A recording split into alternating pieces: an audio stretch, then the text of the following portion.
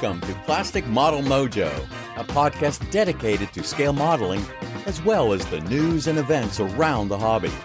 Let's join Mike and Kentucky Dave as they strive to be informative, entertaining, and help you keep your modeling mojo alive.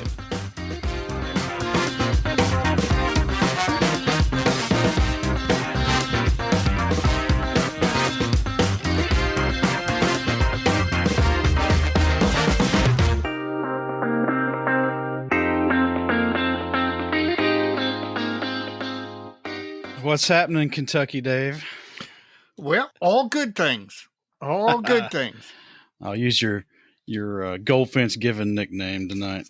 That's okay. Hey, listen, there's nothing better than a nickname just bestowed on you by the Podfather himself. Well, you can't make your own nickname. No, that's right. Doesn't work that way, No, does it doesn't work. Well, November is clicking along here, man. We're about at the middle of the month. The year's going to wrap up quick. So we gotta finish strong, man. I know. We're approaching what I call the dark time between Thanksgiving and New Year, where traditionally, at least before this podcast, I would get no modeling done. So now, luckily, the podcast has really helped with that. But we're racing toward that time again, and I gotta say, I'm jazzed, and in no small part thanks to you. Well, you're welcome, I guess.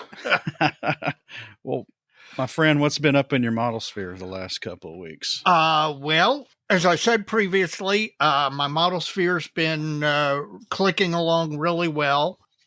Reading history books, which motivates me to build and plan, etc. That's continuing, and in fact has gone into the planning stages. But frankly, I just finished a really good week of modeling, and it was because you came up with an idea that really pushed.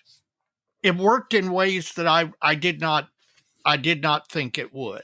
Which may be what's up in my model sphere. I know. Well, since you're the originator of this idea, I think you need to talk about where it came from and what we did and how it worked out. Well, I think, was it maybe last episode?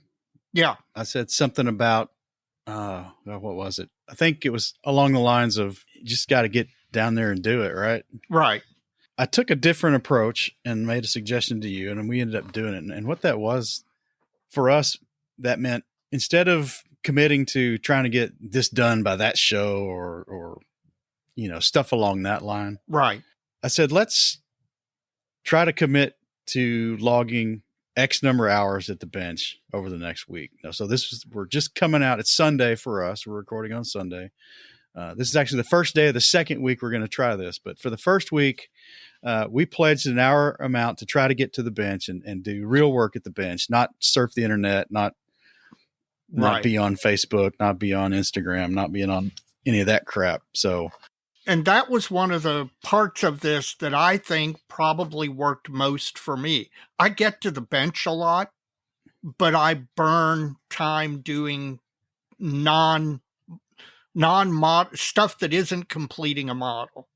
And having made a commitment to track time, not only at the bench, but actually modeling, moving the ball forward down the field, doing actual hands-on modeling, not watching a YouTube video or whatever, that refocused me in ways I didn't expect. I pledged to try to be at my bench doing real modeling for 14 hours over those 7 days. So that was going to be like 2 hours a day on average. And you pledged, I think, 10. Is that right? 10. Yeah. And we're both happy to report, and we'll hear more about the exact needles that got moved during the benchtop halftime report. But I'm happy to report that we both overachieved. Yes. Yeah. I think I knew I had a vacant Saturday coming up that I could get some stuff done. So I kind of swung for the fence and with my 14, and your 10 that's not too shabby either. But you had some reservations. I think we both decided that in the coming week, we're going to ratchet it back a little bit. Yeah.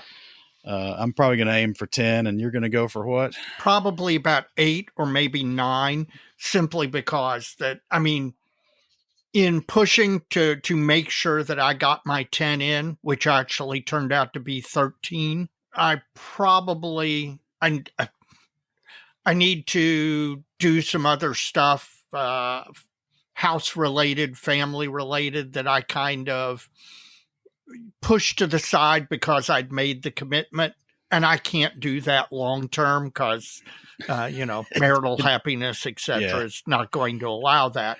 But it helped focus me, get me down at the bench. And like I said, not only down at the bench, but actual modeling.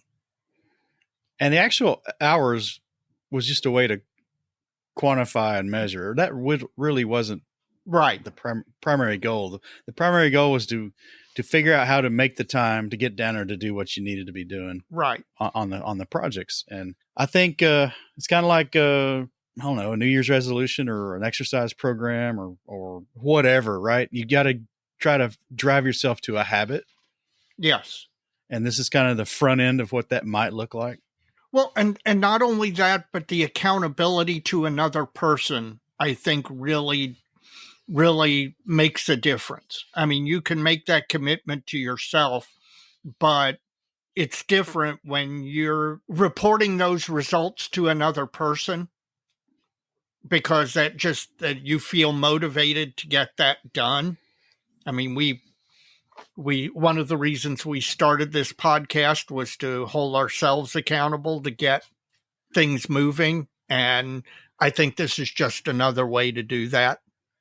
Well, I think it's reinvigorating it, because I think here in the last, I don't know, maybe even a year, we've not done such a great job at it. Yes. Yeah. Yeah. So I think we started to focus on the podcast for the podcast's sake rather than for the modeling sake. So yeah, no, I agree. I'd be curious what folks out there do to push things forward. You can write into the show and let us know. I'd be really curious to see, because this is just kind of the first attempt at this. I don't know if this is how we're going to keep doing it or if we'll even keep doing it. But right, it's an experiment in motivation and time management. Yes. All right. Well, Mike, another episode, another modeling fluid. You got a modeling fluid in front of you? I do, and it's not seltzer water tonight, buddy. That's good. I went out and treated myself to a bottle of Old Forester 1920 Prohibition style. Well, you need to tell the people why you are treating yourself to a bottle of Old Forester 1920 Prohibition style, because it's really cool, and you need to tell people why. If folks were paying attention, Crew Resupply Mission 29, SpaceX 29 launched, I think, what was it, Friday this week? Friday, and then docked Saturday. Saturday, and the exchange started today of the materials.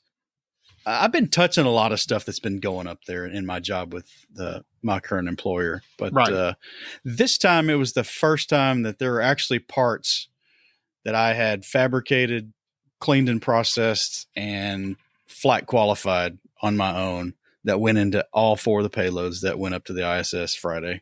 Really, really cool. I think this might be kind of high tide, the new high tide for my career. It's just really a thrilling thing. So I went out and got some Old Forester 1920 because it's about $55 a bottle. Just been enjoying it since Friday. That's what I've been doing.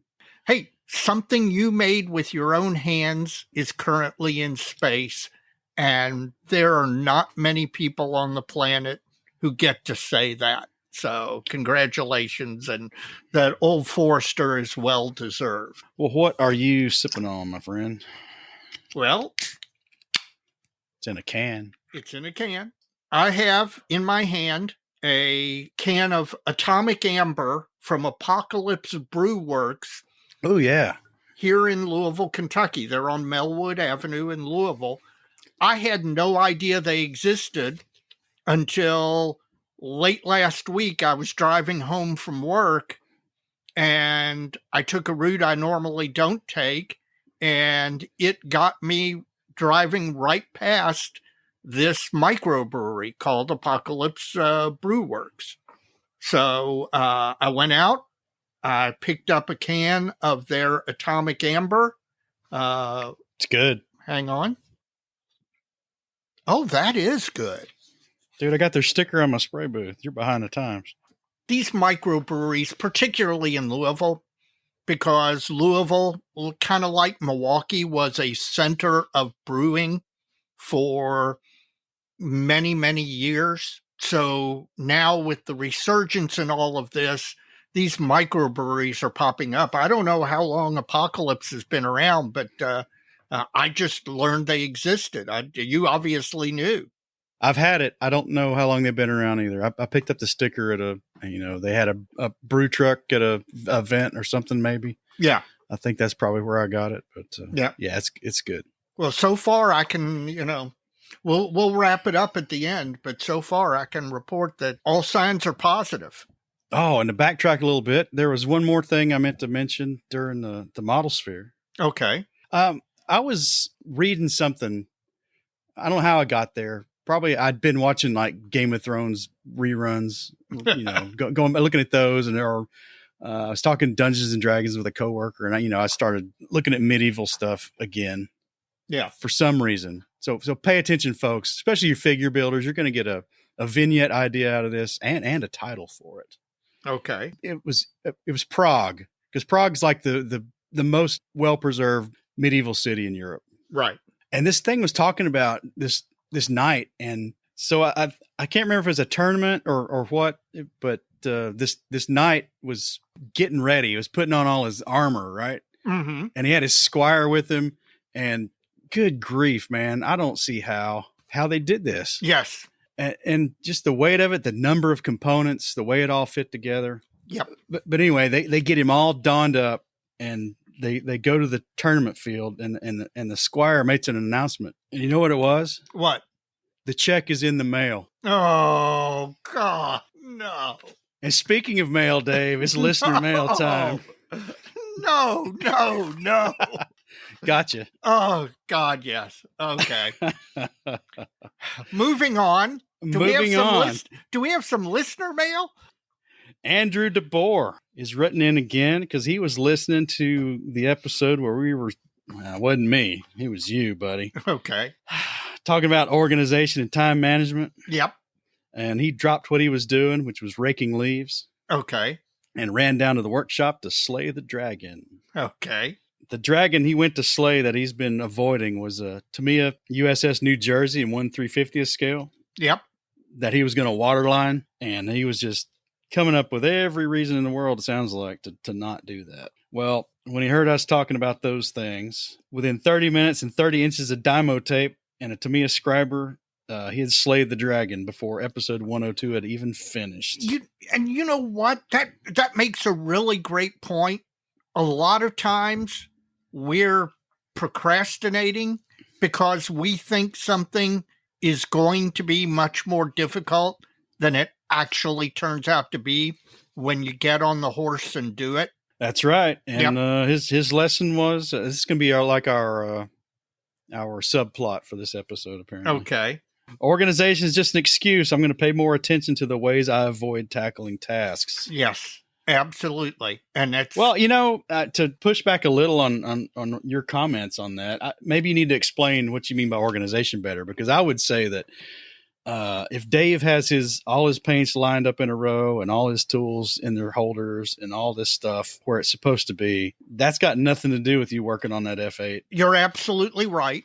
What I mean by organization is, okay, I've got a workbench with 13 feet of space and it's a mess, and I'm modeling on a workspace that's no bigger than 8x10 sheet of paper at most because it's a mess. And the place where lack of organization bites me in the butt is when I use something, I put it down on the desk instead of putting it back where it belongs. So when I next need to use that item, Dymo tape, scriber, tweezers, a brush, whatever, instead of it being where it's supposed to be, I end up spending 5 or 10 minutes looking around, trying to figure out where I've put it or where I've laid it. That adds up. That sucks the life out of your modeling. So that's what I mean by organization. Now, motivation is a different topic, and that's kind of what you and I were addressing this past week in holding each other accountable to move our projects forward. That's being motivated. But the lack of organization is 75% of it is down to me not putting things away when I've used them. That's kind of a microscopic thing. I mean, you're already at your bench modeling. So Right. So this is kind of a efficiency play. Yep. Okay. And if I can recapture 10 minutes, and now it's more than that because it happens repeatedly.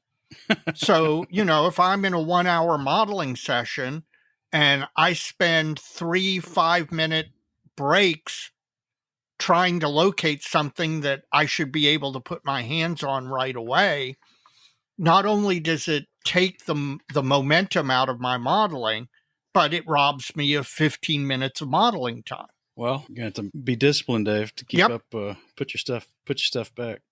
I am working on that. And you know what?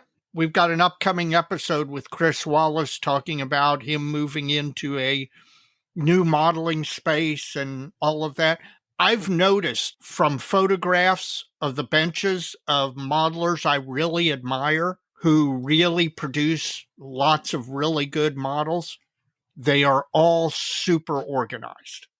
Well, while you're getting organized, Dave, we'll move on. Okay. Thomas Karen from Kearns, Utah. Enjoyed our interview with Steve Hustad. Well, we enjoyed it too. Mm-hmm. It's always fun. So hopefully we'll see him soon. Oh, yeah. He builds just about everything, planes, trains, and automobiles, and would love to see us have an automotive builder guest. Well, so would we. Yes. And we got a couple in mind, and we just haven't. We have had Ian McCauley on, although he wasn't on specifically for the purposes of automotive. Yeah, so it doesn't count in that column. Yeah, so it really doesn't count. But Ian, who was on one of our episodes, one of our wheel episodes a while back, he is a very prolific auto modeler. He is, and I've got one more who floats around the dojo a little bit. I would really need to approach about coming on the show. So thank you for that, Tom. We'll take that under advisement. Even better than that, we're actively trying to fix that hole in our programming. Mark Doremus, he's out there with Jim on the West Coast. Yes, he is. In the Seattle area. And he thinks we kind of missed the point about his group build comments in episode 102. He says it was more of a lamentation rather than a celebration. Oh, okay. He was cranking out 12 to 15 models during 2020 and 2021 and acknowledges there may have been something going on that gave him more free time back then, like a pandemic. He says over the last couple of years, he's become less enchanted with the whole concept. And I guess this group build thing is amplifying the number of shelf queens that he's generating. Jim struggles with that exact same problem, and I can see how that happens. This is a struggle you talk about some shackles that are easy to throw off. Yes. Just don't. Right. No's a real word. Yeah. And sometimes learn when to say no. That's a very, very empowering lesson to learn. I mean, if this is your jam, go for it. I don't think it's his anymore. It was. It's not mine. I get it. Yep. So his question was really, what inspires us to select our next build, other than trying to line up a new technique or the occasional group build or literary inspirations like we've talked about in the past. Do you have any other suggestions for inspiring your next build? Yes, I do. Boy, this is teeing up a subject that over the last couple of weeks I've been dealing with. And well, let me get his last comment in here okay. before you take off there. Go ahead. He's heard us mention new kits all the time, and he doesn't recall either of us just jumping into building something as soon as it arrives, or really any project for that matter. So there's obviously something behind it. He's got nearly 500 kits and he's 69 years old. So what are we doing, Dave? What are we doing? Welcome to my world. Again, we've talked about acquiring kits for the sake of acquiring kits. the joy that it brings you. But how do I choose my next build? I've actually been focused on this in the last couple of weeks because there are a lot of subjects that I would like to have in my case. There are things that are particular areas of interest to me, yet I find myself putting off building them. I think part of that is the I'm not good enough yet syndrome. I think part of it is getting distracted by, say, a group build or something like that. But he's 69, I'm 62 and a half. And I've recently come to the realization that one of the things about modeling is I want to model things that I am particularly interested in. And I don't want to put those off for that in the future that never seems to get here. So you and I have, as a tradition, at the end of each year, kind of planned out what 5 kits we would like to complete in the coming year.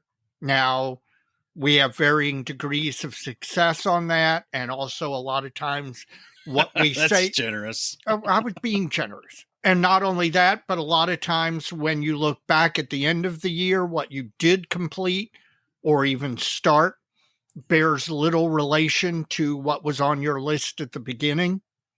And so I really have decided for 2024, and we'll address this maybe as a full episode down the road, but I've really decided that I'm going to focus on certain subjects for 2024 that are things that I have a particular interest in, that I've wanted to build, that I've been putting off building, and try and narrow my focus to those things that I've always talked about building, or I've always read on the subject, or whatever, as opposed to just kind of letting whatever happens and building whatever kit I happen to pick up next out of the stash, which I think has probably been what I've done over the last 5 or 7 years. And looking back on it, I should have come to this conclusion earlier. Yeah, maybe. But you're there now, so I'm excited for you. I'm excited to... Yeah, because I'm really fired up about 2024. I have ideas. We'll talk about that more in an episode, probably in December, maybe. Yep. I just, I'm always looking at books and photographs, and a photograph will catch my eye. Right. And then I'll start digging in to see what's the kit availability and what's the reference availability. And the more I get into something, and the more I go down that path, the more this subject gets more intriguing for me. So do you find it more intriguing when it is a more obscure subject? Not necessarily. I think, like the KV-85 is pretty obscure. Well, that's exactly what I was thinking of, and wondered, was there a particular photograph that motivated you to go down that road? And does the fact that there is not as much information on the KV-85 as there are on, T-34s or KV-1s or whatever, did you find that particularly motivating? I think I saw the Kummersdorf Proving Grounds photos of White 31 that was captured in I think 1943. This is the KV-85 with the White 31, the big White 31 turret number on it. It had been chalk marked with all the armor thicknesses at all the various points on the vehicle, like they always did with the captured equipment.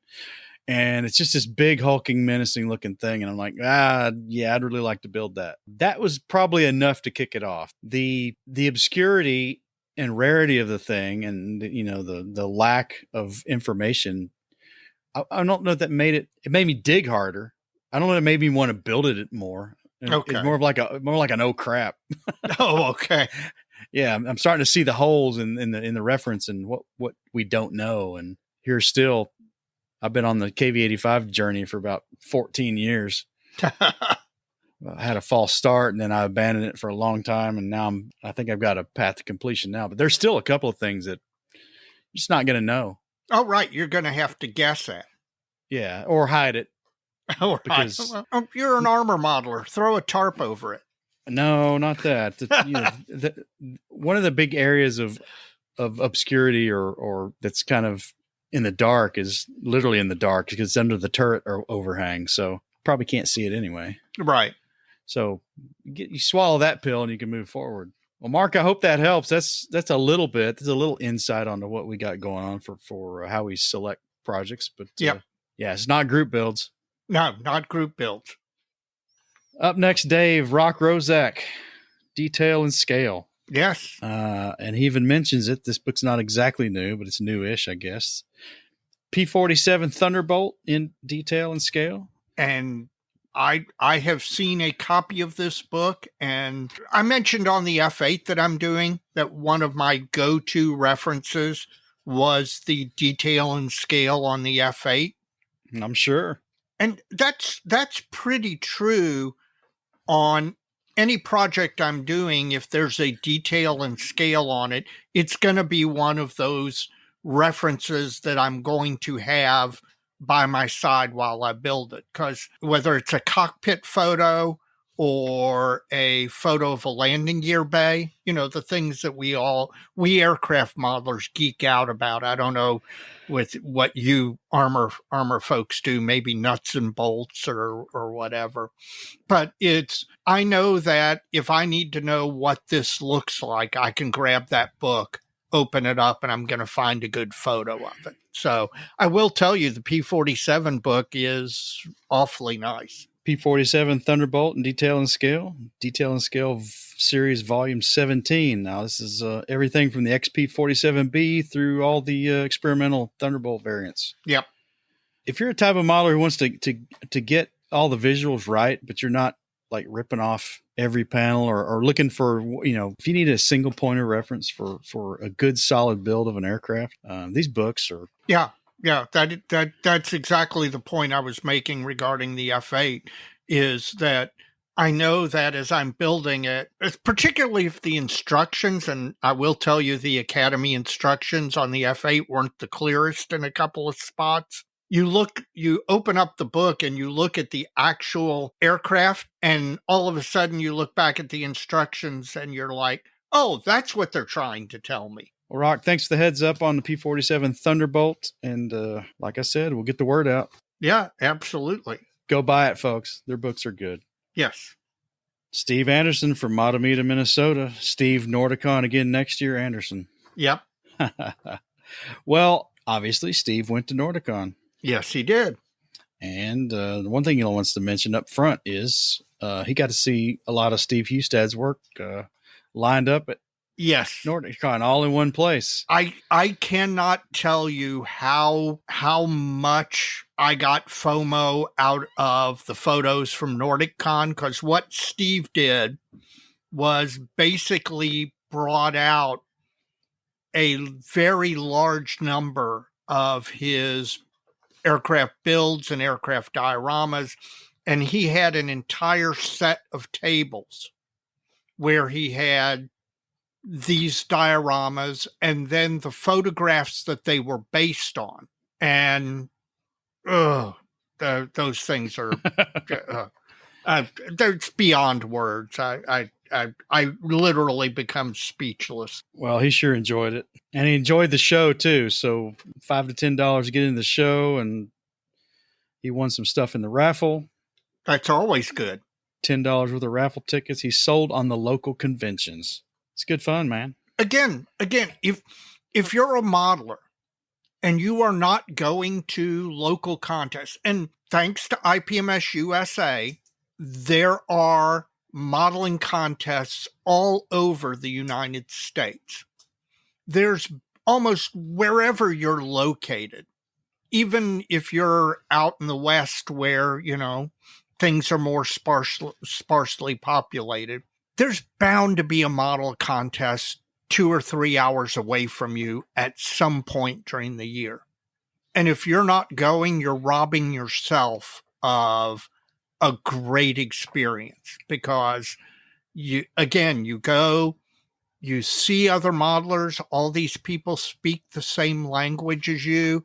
You may not see a display like Steve Hustad's, but you're going to see models that impress you and inspire you. So if you're not going, you're missing out. I'm telling you, go. Well, his second point is comes out of our talking. I guess last episode we were talking about, there was in my faves and yawns, there were some Polish soldiers in 35th scale coming from IBG, I think. Yeah. And then you mentioned the South Korean K2. Right. Was being procured by Poland's right. Air Force. Yeah, KF-21, I think. Okay. Well, he said growing up, he wasn't interested in Poland at all. Until the Army said, hey, Steve, you're going to learn Polish. So since then, becoming versed in the language, which if you're really learning it, you get immersed in the history and all that stuff too. So now he's got a great interest in Polish subjects, either indigenous Polish stuff from the 39 battle or Polish Air Force in exile. Yep. Flying with the RAF, I guess. Yep. And the Red Army. Eventually. Yep. He wants to know, is there any country besides the U.S. that's driven our interest in modeling? Yes. Exclude the major players. Russia, Britain, Germany, Japan, even Italy, although I would maybe not so much a major player. For me, one of them is Romania during World War II, because Romania has a really interesting World War II history. Their Romanian stuff, World War II stuff, is way cool. I've got a Romanian ME-109E E4 that I built in Romanian markings that's in my case. And by the way, let me echo, Poland is unbelievably fascinating with a really, really rich history going back many, many millennia. The Poles are some tough dudes. We also have some Polish connections to the American Revolution, a number of Polish officers who came over to assist in the revolution. So I would echo his interest in Poland, but for me, another country would be Romania. How about you? Although I think I know your answer. Oh, do you? Yeah, I think. Let's see. In high school American history, when you're talking about World War II, at least when I was in school in the 80s, it was we won and some people helped. Yeah, that's right. That's right. It's much more subtle now, nuanced. Well, maybe. I don't know if it is or not. Yeah. Probably not. Maybe not. But I started reading about the Eastern Front on my own. Yeah. And yeah, some other people helped. All right.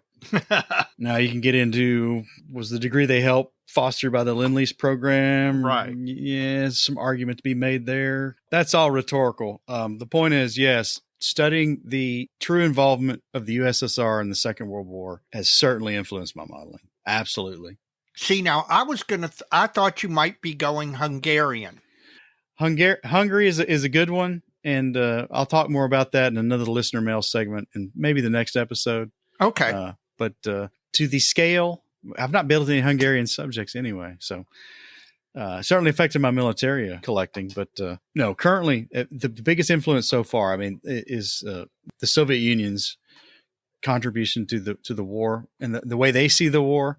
Yes. And the equipment and the scope of the battles. And it's fueled my interest in Soviet subjects and also German and the smaller Axis powers fighting against them, their equipment as well. So yeah. The last email, Dave. Okay.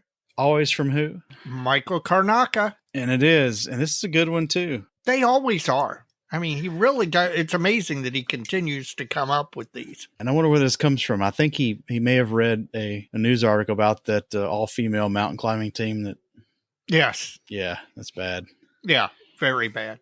Summit fever. Yep. Modeling summit fever, derived from summit fever. That mountain climbing attempt to get to the top of Mount Everest or wherever succumbs to, often to their demise because they get sloppy to get to the goal, right? Yes. the goal they've worked on is so close within sight that they decide to risk it all instead of proceeding with care and careful planning. And I have the opposite problem of this.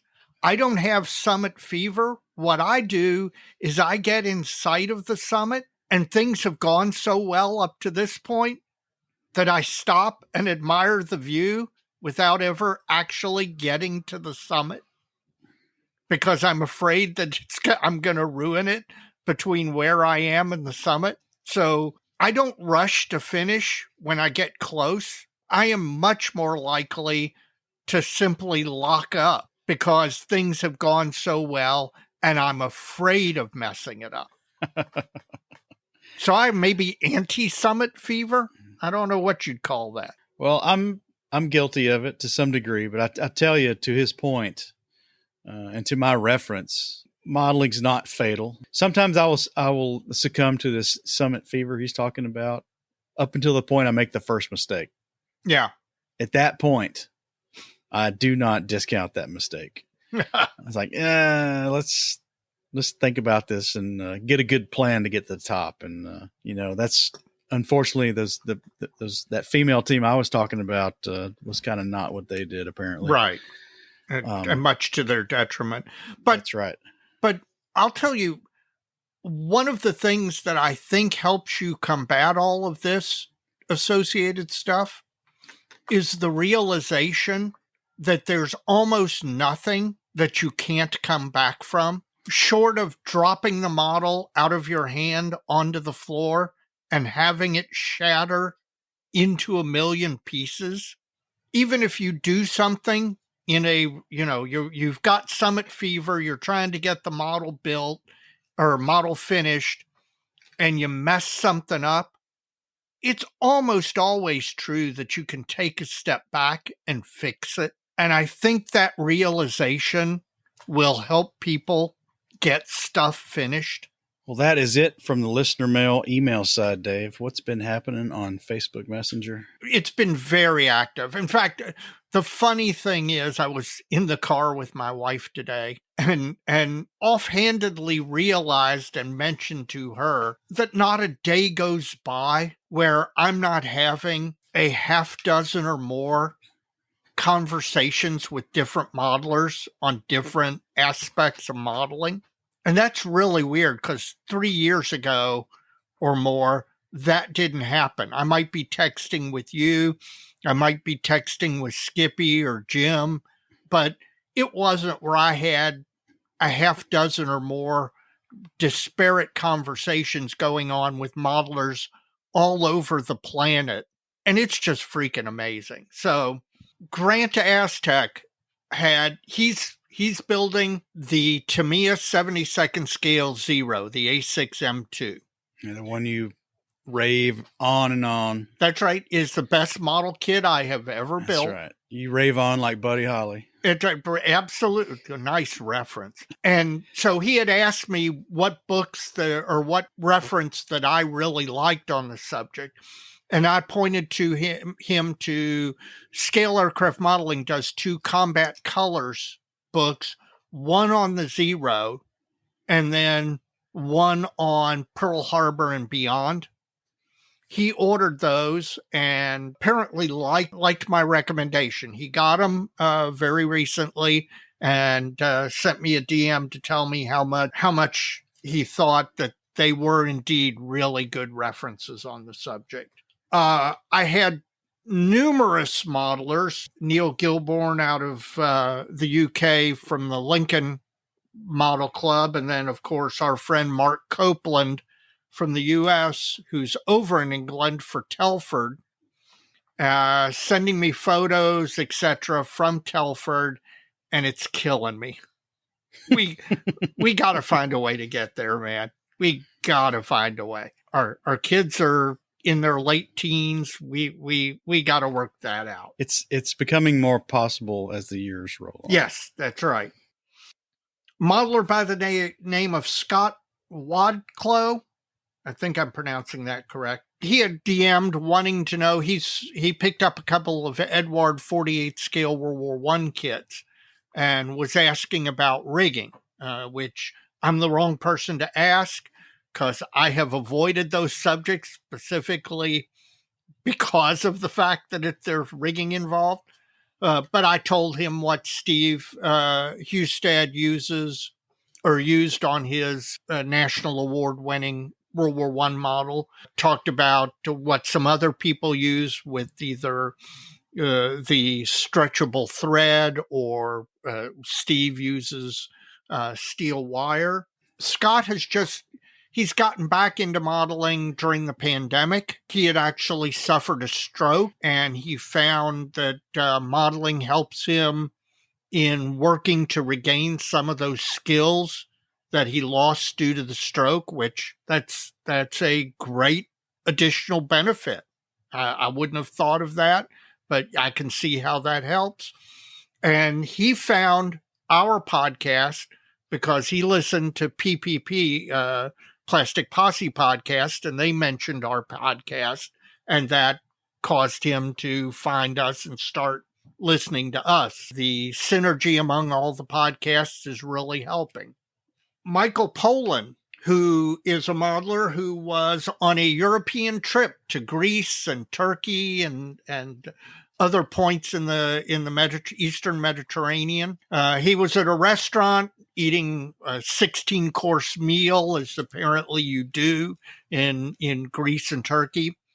And, of course, they had a cocktail made with peanut butter whiskey on the menu. Oh, and God. so... And this is what my life is now, and it's really fascinating. Well, quit buying that crap if you don't want to keep. If you don't want to wear the, you got to wear the scarlet letter, man. I had it one time, and I'm still hearing about it. But in any event, I'm getting a DM from halfway across the world because somebody saw peanut butter whiskey on a menu in a restaurant and thought of me. And that's just freaking awesome. Well, he's the doctor in Knoxville who I saw in Greenville, Tennessee at that show. Okay. Well, he was in Europe enjoying himself on a European vacation. Good on him. Yeah. Quit buying stuff on a lark. Our old friend, Jim Patrick, longtime member of our model club. Jim moved away, and so we don't see him anymore at the model club. Jim was in the Army and did all those fun Army things. He reached out just to say, hey, long time no here, and I'm still out here, and I listen to the podcast. So it's kind of cool to... Yeah, it is. To hear from people who we've known in the past in our local club or through modeling that all of a sudden reach out and say, hey, I'm out here, I'm still modeling, and I'm listening to you. Well, we appreciate that very much. Very much. And finally, Frank Blanton, who's in Richmond, Virginia, he reached out to remind us that the Richmond show exists and we need to come over to Richmond. I told him I need to come to Richmond, if nothing else, to drive by the old house that I used to live at. But he's getting a group of guys together to come to Wonderfest this year. Ooh. 2024, next year, I guess. It's the next Wonderfest. The next Wonderfest. Next Wonderfest. So I think Scott Gentry's wanting to come too. I think he is. So we may have a real gathering. This could be a disaster. At Wonderfest for 2024, and you and I may have to make some plans to show these people some Kentucky hospitality. I think we should. Is that all you got, Dave? That's it.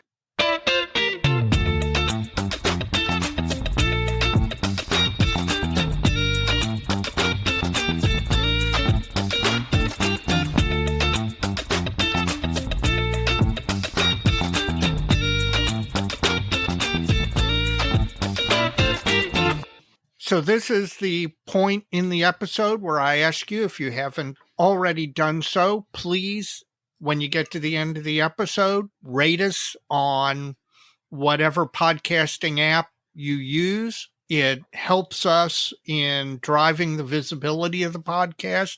We continue to grow, and one of the ways we continue to grow is people giving us 5-star reviews on whatever podcasting app they listen to. Also, if you have a modeling friend who doesn't listen to the podcast, we'd appreciate it if you'd recommend us, if you'd show them how to listen to a podcast. You might have to walk them through it if they're technically challenged. One of the single best ways for us to continue to grow the podcast is to have a recommendation from a current listener. And after you've done that, please check out all the other podcasts out in the model sphere. You can do that by going to www.modelpodcast.com. That's modelpodcastplural.com. It's a consortium website set up with our help with our friend Stuart Clark from Scale Model Podcast up in Canada. If you follow that link, you'll find the banners to all the podcasts out in the model sphere who are participating with us in this spirit of cross promotion. And I'm going to mention one of them. On the bench, Dave Goldfinch and crew was just at Scale ACT down in Canberra, and their live on the scene show was really well done. It was really good. I really enjoyed that. I got one question though, Dave. Which is? They show these pictures, and like Dave's got on the OTB swag shirt, and Ian's got on the OTB swag shirt, and Julian's not wearing the team colors, man. Is he the goalie?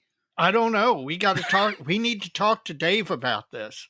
Anyway, modelpodcast.com. Check it out to get all your other podcasts in your player.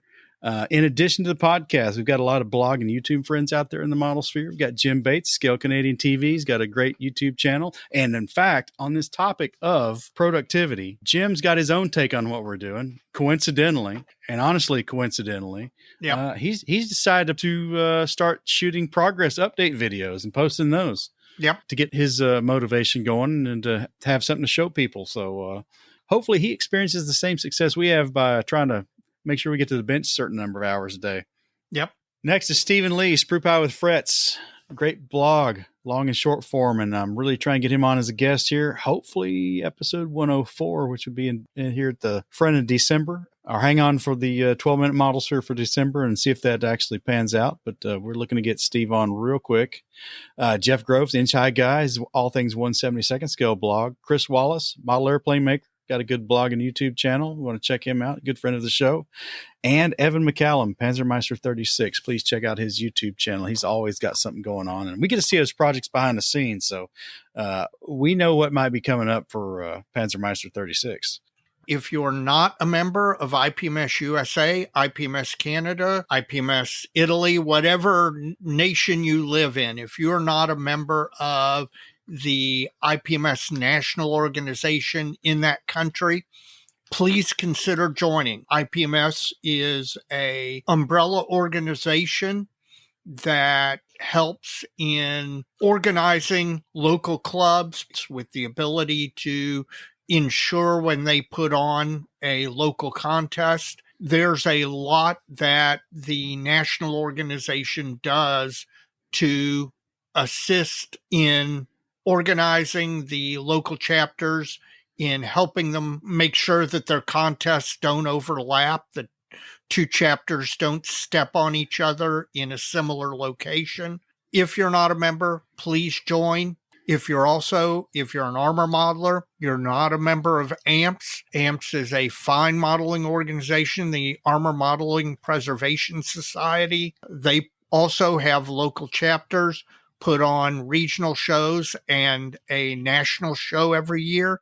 Their national show is coming up in April in South Bend, Indiana. Mike and I are planning to attend, and I hope we'll see many of you there. Plastic Model Mojo is now brought to you by Model Paint Solutions, your source for Harder Steenbeck airbrushes, David Union power tools, and laboratory-grade mixing, measuring, and storage tools for use with all your model paints, be they acrylic, enamels, or lacquers. Check them out at www.modelpaintsolutions.com. It's All-American, Dave, red, white, and blue. Madison 2024. At the time of this recording, Dave, we are 247 days away from the IPMS National Convention in Madison, Wisconsin. Nice. It is nice. Still, we're kind of at the front end of this. Pre-registration opens March 1st, 2024. So you want to pay attention for that if you want to pre-register.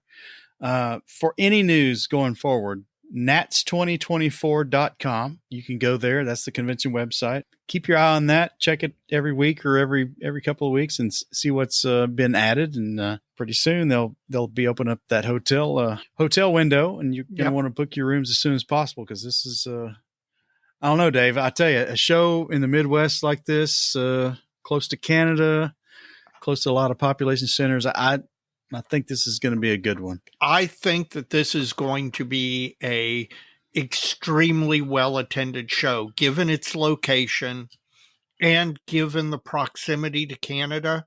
There are a disproportionate number of really good modelers in Canada. And for them to have the opportunity to come to a U.S. national this close to the Canadian border, I would be shocked if there was not a huge Canadian turnout.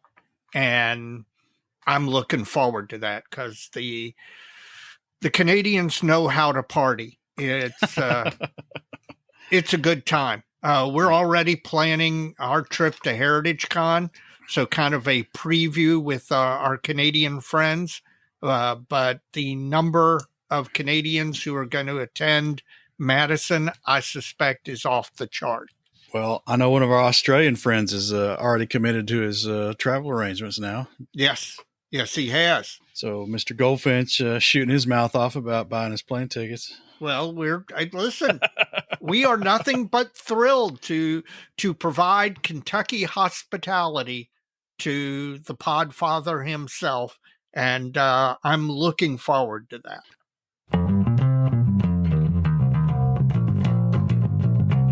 Well, Dave, our guest for this episode might just be your savior. Yes, he is. Your vow to not build kits for which there are no pre-cut masks has not gone unnoticed. Yep, I suspect I am not the only one. You're probably not. Kevin's got a little company called Kit Masks, and they're making a lot of pre-cut canopy masks for a lot of kits that don't have them. Yes, they are. We had a little chat with Kevin, and let's get right into that.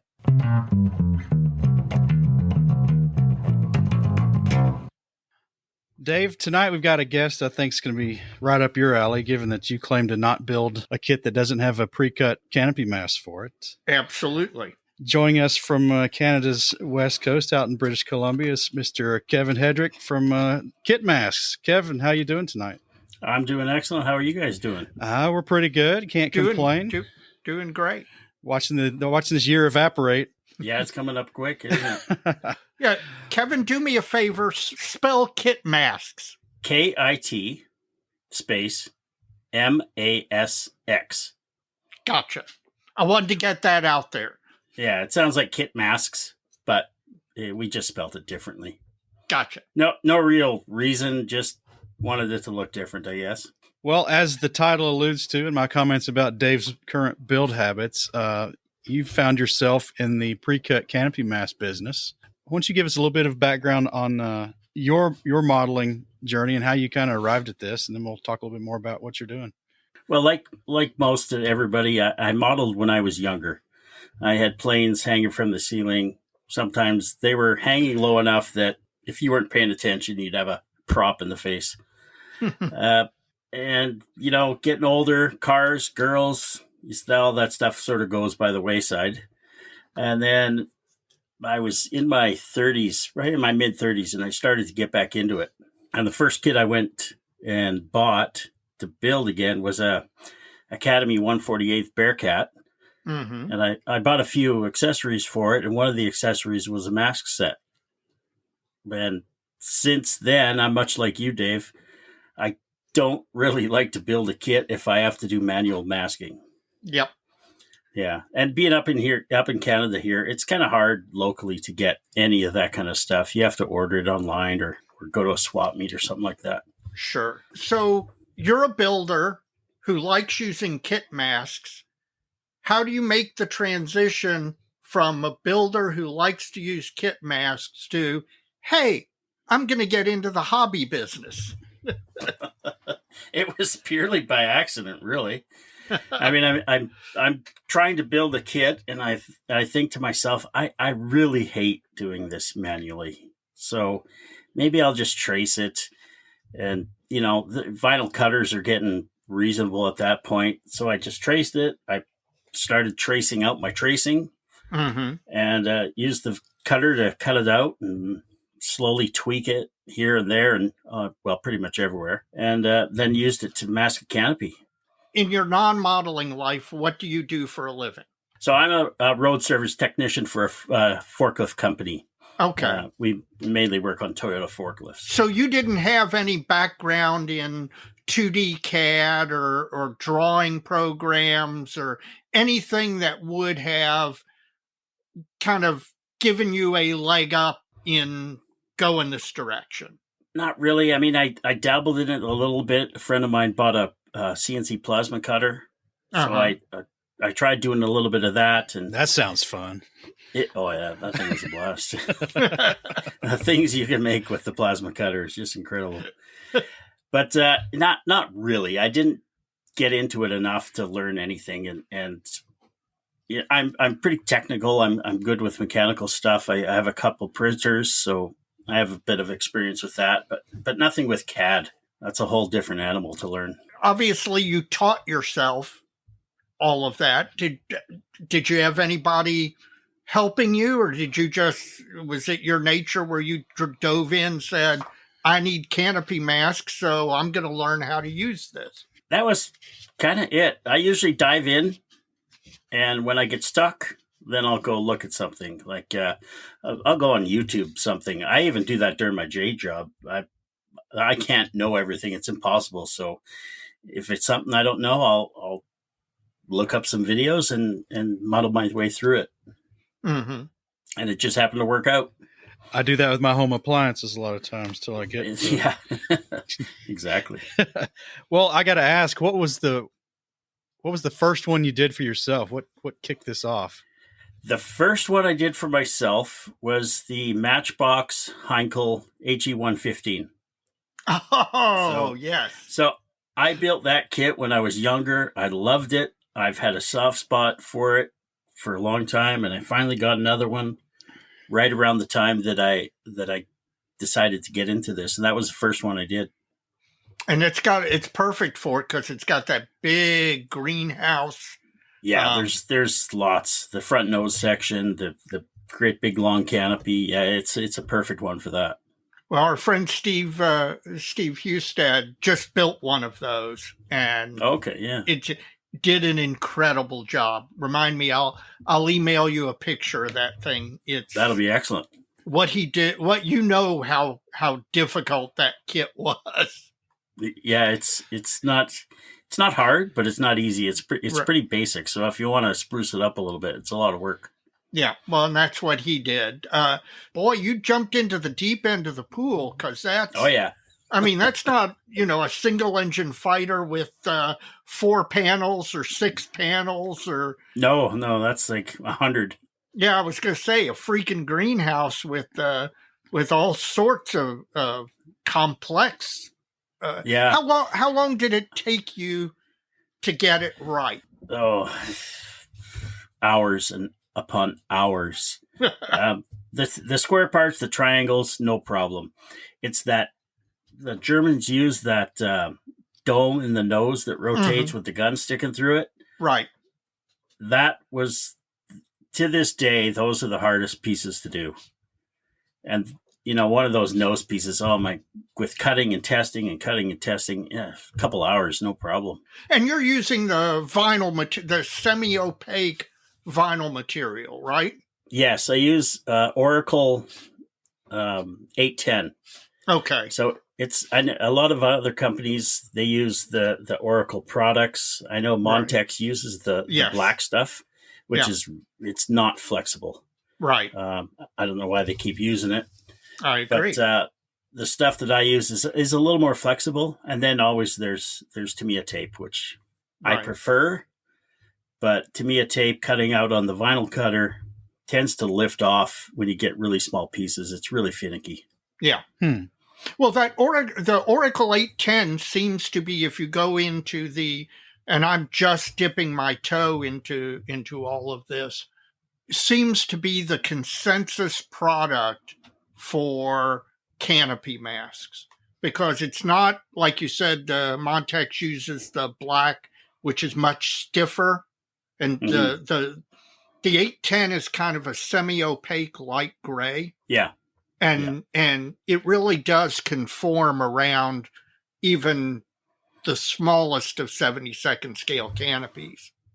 Yeah, it's a good happy medium between sticky and flexible. And if you can put it over paint too, and it doesn't usually lift up the paint. Right. So I'll ask, is 72nd scale your preferred scale?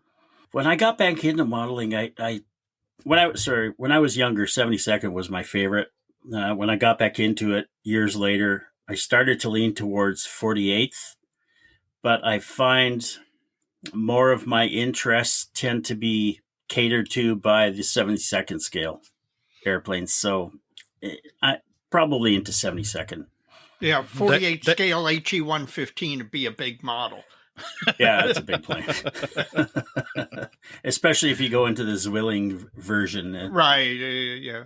Oh, now that leads to a next question. So you're building the HE-115. You say, the heck with it. I'm going to teach myself and make a mask set for this because I don't want to mask it all manually by hand. Right. When was the first time you did a mask set for somebody else? So as right around the time I started doing it in the 115, I sort of made friends with a guy named Victor. He'll know who I'm talking about if he listens to this podcast. I'm not even going to attempt his last name. But he's up in Montreal. He does a lot of selling on Scale Model Graveyard. Gotcha. So I bought a few things from him. We sort of struck up a friendship. And I happened to mention I had a vinyl cutter, and he got all interested, and a few direct messages here and there, and I sent him the HE-115, and the next thing I know, I get a box in the mail there must have been about 12 canopies in there, and said, "Do your thing, let me know when they're done, send them out." So I sent them all to him, and by that time, after doing his stuff, I started selling them on the Graveyard without a website. Gotcha. And then I got to the point where I thought I had enough products that I would start up a website. And so that's what happened. And it's been, I want to say, almost 3 years with the website now.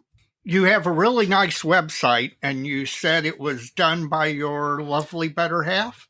My wife did that, yes. For a cottage industry a website, it's a really intuitive, easy to use, very attractive website where it's easy to find what you're looking for. Yeah, so she's been on modeling websites looking for me for Christmas gifts, birthday gifts, and every time she is, I hear about it. This is what not to do. Yeah, she's just like, I wanted to get you this, but I'm sorry, I could not find anything in that website. So here's the money. You do your thing. So when we discussed the website, she said, "I'll do it, and it'll be clear and concise." I did have a little input on what to call things. Yeah. But that whole website was her. A beautiful website. I mean, it really is well done for you don't expect to find even among more commercial manufacturers. I've seen plenty of commercial manufacturers who don't have that nice a website. Well, she'll be happy to hear that. Yeah. I quite enjoy the website. I'm just happy what she did. I'm very proud of her for that, for sure. Well, how many sets you up to now as of today? Oh, geez. I think as 144th, I think I have 6. Same with 32nd. 72nd, I'm up to, I think, 107. And then 48th, I just did, I think, number 67. Not all of them are on the website yet. They're kind of in the middle of getting product cards built up for them. But I do have about 2 or 3 dozen canopies in boxes in a stack that are waiting to be done.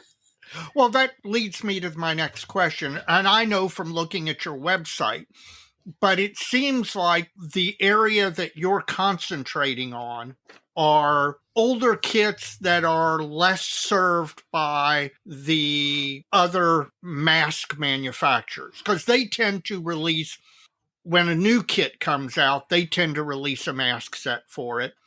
But nobody's doing the DO18 from Matchbox from, 70s, 80s kit, still the only one available in 72nd scale for the aircraft, but you've got it. And I'm not sure anybody else does. No, I don't think so. There's a few that I have and nobody else has even touched. I don't know what they are off the top of my head. But also some of the other manufacturers like Edward, they do runs of stuff. Right. And then once they're gone, they don't manufacture them anymore. So that's where I the old kits need love too. I wanted to cater to people who wanted to build those old things that hate masking as much as I do and you do. Yeah. So I guess that's kind of where I found my niche. One thing you mentioned there that is, I think, really important is, you're right, the major Masx manufacturers do runs. And exactly, yeah. If you don't get it when it comes out, 5 years later, you may not be able to get it. Yeah. Yours are cut to order. So when somebody places an order, you cut it, send it out. So it's your stuff in theory never goes, quote unquote, out of stock. Right. So exactly. I'm the manufacturer and I don't have a bunch of fancy dies in this great big machine. I do it with computers. And like you said, anything on my site, if anybody sees it and it says it's out of stock, order it anyway, because we probably just didn't get to refreshing the numbers. Everything's in stock. It doesn't matter what's on the site at this point. Gotcha.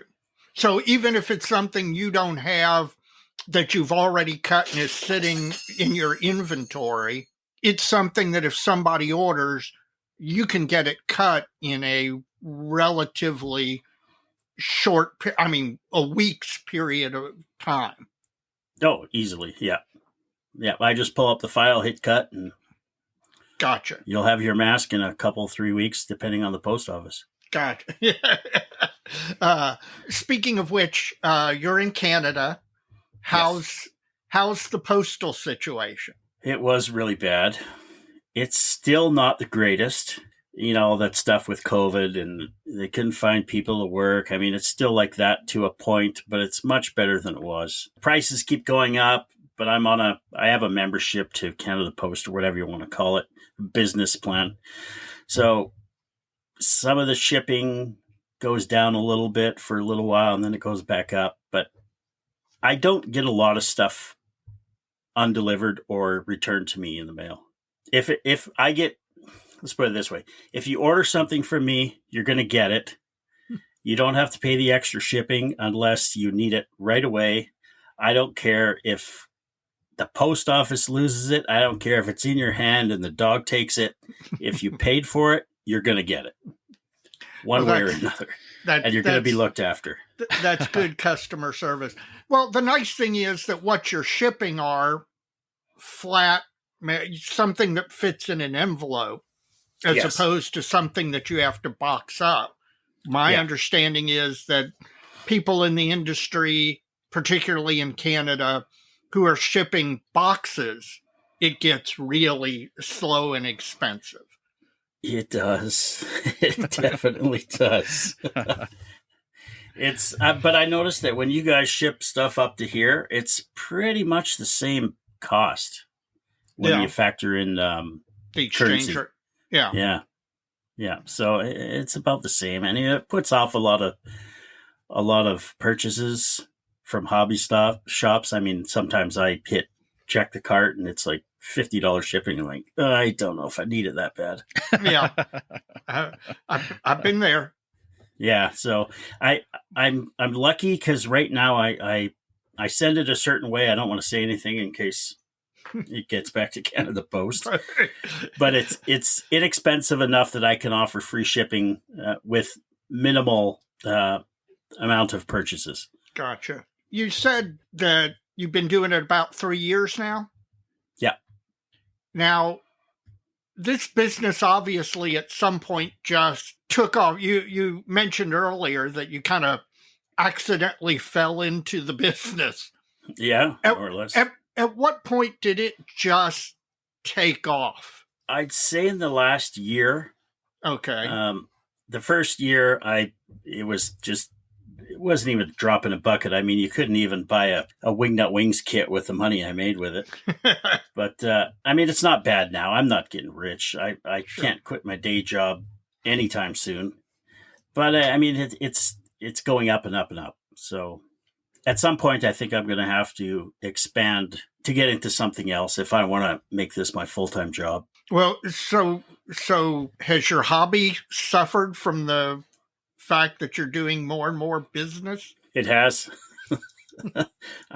I don't have time to build anymore.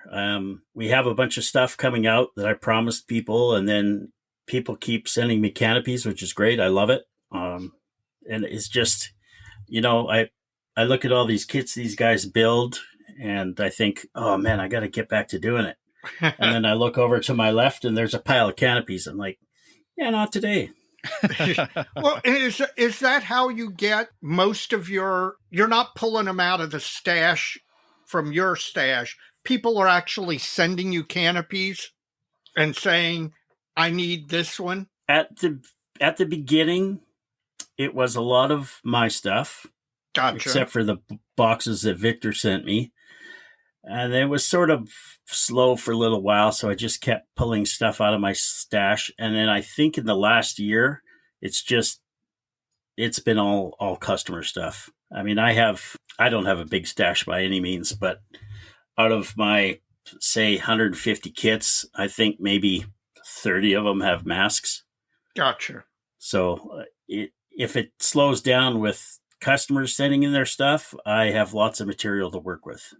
Okay, so what was the most rare or unusual request that you've gotten? Canopy request? Oh, geez. I think it was some of the Huma kits that they made stuff for. And I'm thinking, because every time I look for one of those, good luck. Yes. And people want big bucks for them, like the JU-287, for example. Yep. And, I have that in my stash. Yeah, well, there you go.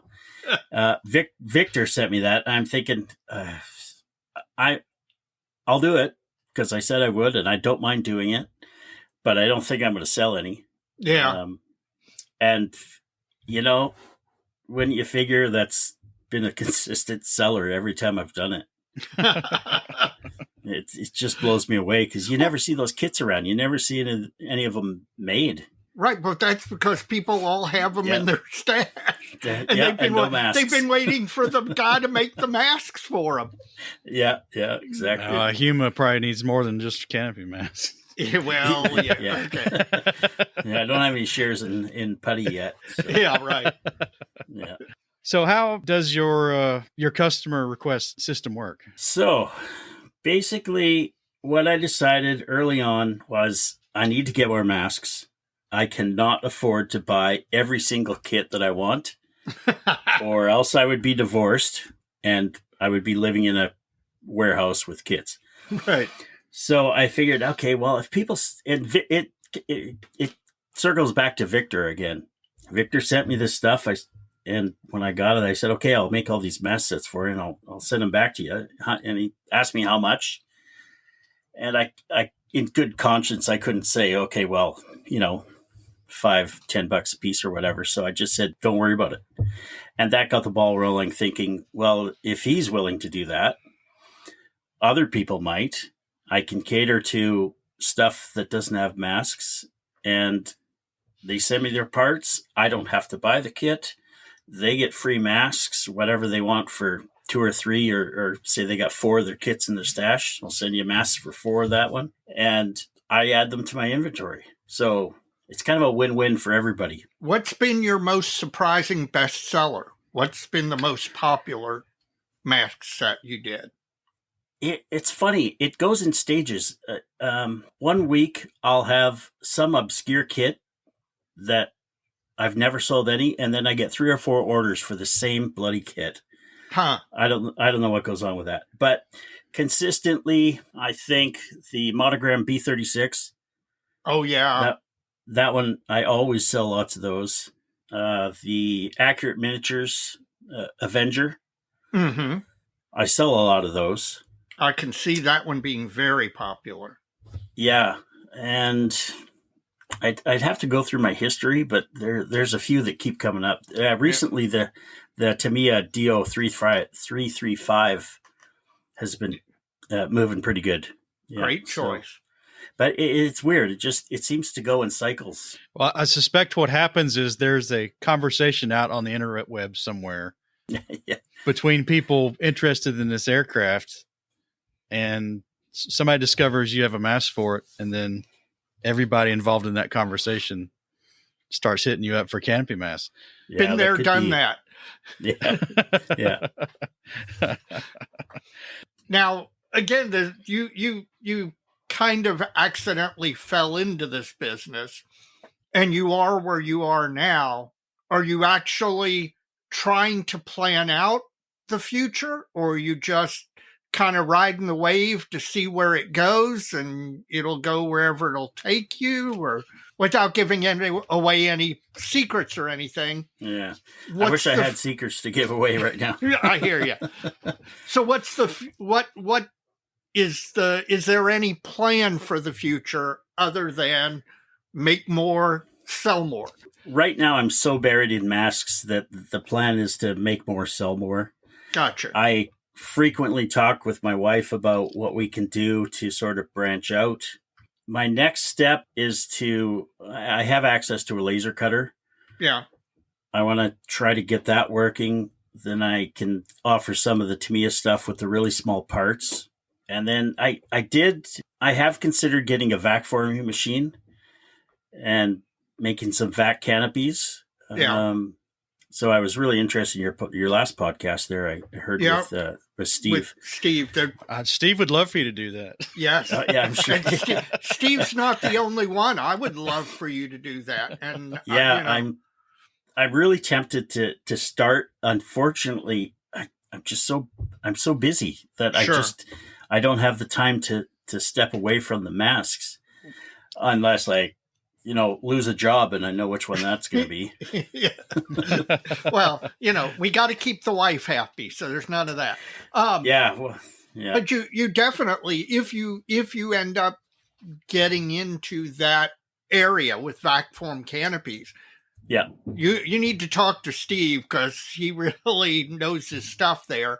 And boy, there are a lot of holes, just like with canopy masks. There are a lot of holes to fill in the vac form canopy world. Yeah, that's something I'm going to have to do a lot of research on because I don't want to start making vac canopies that, while some people may use them, I mean, the ideal goal is to make some money doing it and at the same time look after what everybody wants. Sure.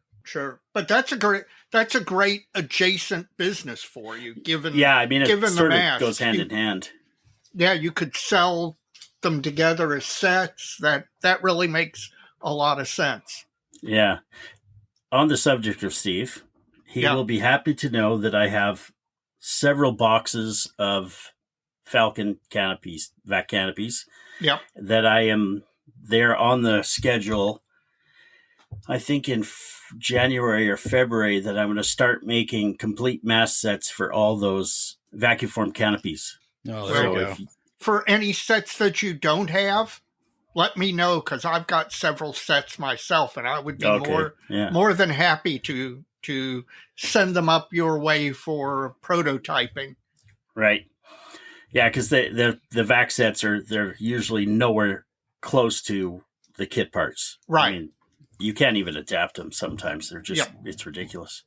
So the reception out with the modeling community has been good, I assume. It's been excellent. I actually kind of embarrassed to admit it, considering I've been back into this hobby for a long time. But in September, we went to it was my first, hence my wife's first, modeling show. We went to the modeling show in Vancouver, BC, in September, and we got a really good reception there. Yeah. I actually gained quite a few people, like a bunch of these boxes actually that are sitting on my desk are from that show. And we took some samples out. And I suspect that if you went to Heritage Con and brought your wares, and I suspect that it would be extremely popular. Yeah, I might have to go with more samples than I went to with Vancouver. Well, the nice thing is you can again, talking about mailing them, canopy masks are pretty transportable. So yes. you can fill one suitcase and have a lot of product. Yes, quite a bit. I can almost take one of everything. There you go.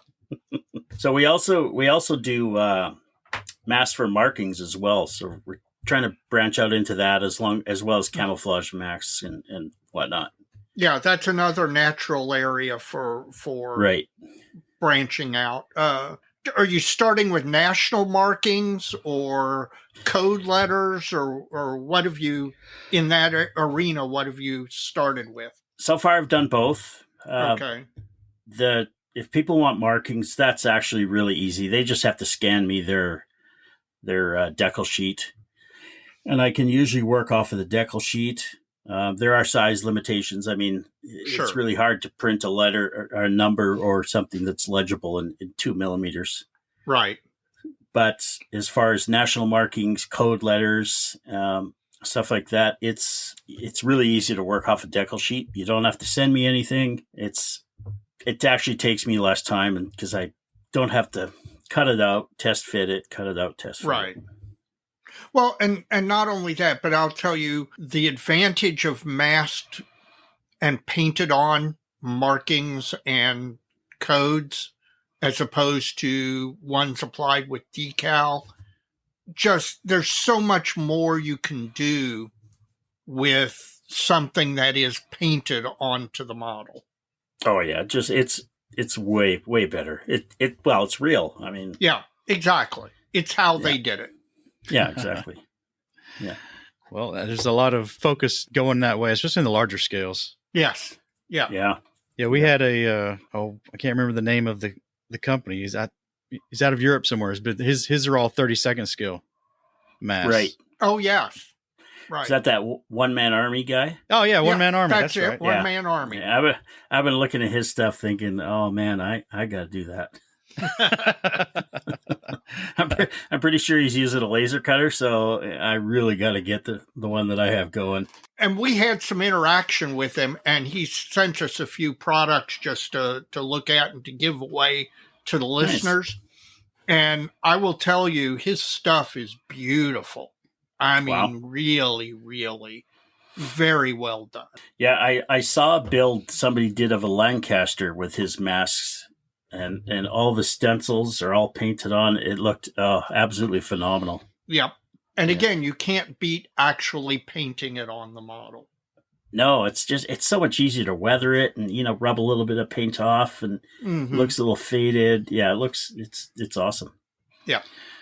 Have you got any tips and tricks for using your masks? I mean, I'm sure they're not totally different than some that are out there already, but just generally for folks who maybe never used.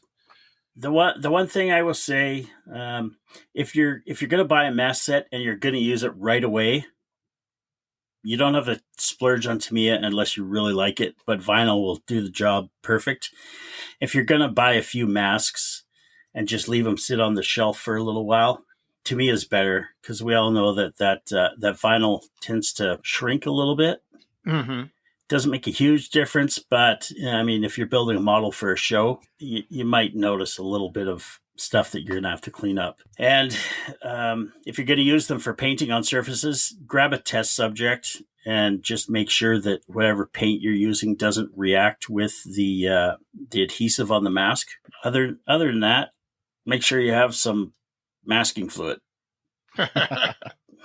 Yeah, touch up the corners or touch up an area where you need that. Yeah. Some they're designed that way, right? And I just used a mask from Dead Designs, I think. Yep. On a Fujimi E16 Paul, and that's displaying like a lot have the shaped glass above the bulletproof windscreen. Yep. Mm-hmm. Above the pilot's head.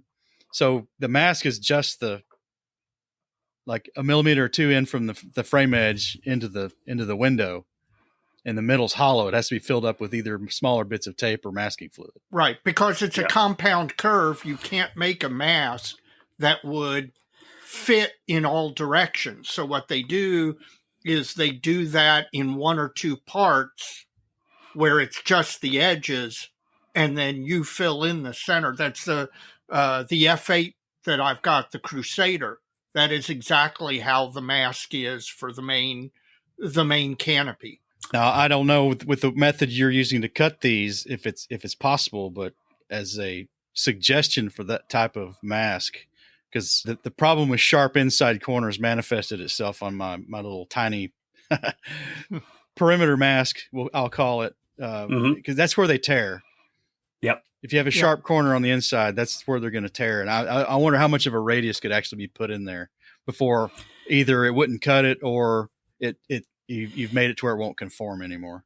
Surprisingly, you can get that radius quite small. I've been incorporating those more into there as much as I can. And I've actually, some of my masks, even if it's a square piece, some of those masks, like on a little PZL 23 I did by IBG. Yep. It had a rectangular window, but or side glass, but it wrapped up over the top just a little bit. Yep. And I cut out a full piece, put it on there, and the edge kept on lifting up. And I was like, this is really irritating. If I don't like this, somebody else is going to be going berserk that they bought my masks. So basically what I did is, even though it's a square piece, it's not compound curve or anything, I just cut out a section where the mask actually bends so that the top piece would still adhere. And then, so it doesn't lift it up, you only have two little small pieces on the side which are offering resistance to bring it back up. So then you just put a little bit of masking fluid in there and it doesn't lift up. Gotcha. So I've been trying to incorporate things where I hate the mask lifting up. It just drives everybody crazy. So that's probably universal. Yeah. Yeah. And then and Montex again, I don't mean to single them out, but a lot of their masks, they have these little slits in them, so you don't have to use masking fluid, I guess, but they just always lift up there. Yeah. So I stay away from that. Right. Between the thickness of the material and the fact that, no matter what you do as far as putting a slit in it, it causes that lift. Yeah. Or makes it much more likely. That's the way you should put it. For sure. So anything I can do to make it easier for everybody, I'm all for it. That was an excellent observation as a businessman to think that if this is driving me nuts, there's no way I can paw this off on the modeling community. That's oh no, there is no way. I mean, we've all bought something, we've looked at it and thought, there's no way they built this. Yeah, exactly. Yeah, the last thing you want is the angry email. This went from the injection mold press to the box first time. Yeah. They never put it together. No, it never crossed anybody's desk. Now, you've got a beautiful website, thanks to your better half. Mm-hmm. Are you selling any of these to direct to hobby shops for stocking, or are you purely a direct to consumer business? Right now, I'm direct to consumer. I don't really have a wholesale price sheet. Right. I'm not. I've never really dabbled in retail. I don't know what their margins are like. Mm-hmm. If I discount it too much, I'm basically giving it away for free. Gotcha. So I have to kind of work through that, and I'll probably be working through that with Ian McCauley and the hobby shop that he works with. Yeah. I just met Ian about a month ago when we went out to the museums out there and took his took the hobby shop owner some samples. Ian is a good guy, and B, Ian's awesome. Okay, the problem is he's going to hear this recording. And, Yes, he will. he's going to get the big head, but that's all right. Ian's a good guy. He just retired and is working at a hobby shop, and that has given him great insight into the retail side of the business. So you would do well to work with him as far as figuring out if you're going to sell as a wholesaler to hobby shops, how you go about doing that. Yeah, and I'm going to be picking his brain on that for sure. Well, Kevin, before we wrap up, is there anything else you'd like to say or make us aware of? I am going to provide your listeners with a discount code for when your episode drops for the weekend. So if you type in Mojo, MOJO 20, everybody that's listening will get a discount code, 20% off for the whole store. Use it as many times as you like, buy as much as you want, buy one thing, doesn't matter. And that'll go on from, I think you said this was going to drop on Friday. It's going to drop on Friday. So Friday, Saturday, Sunday.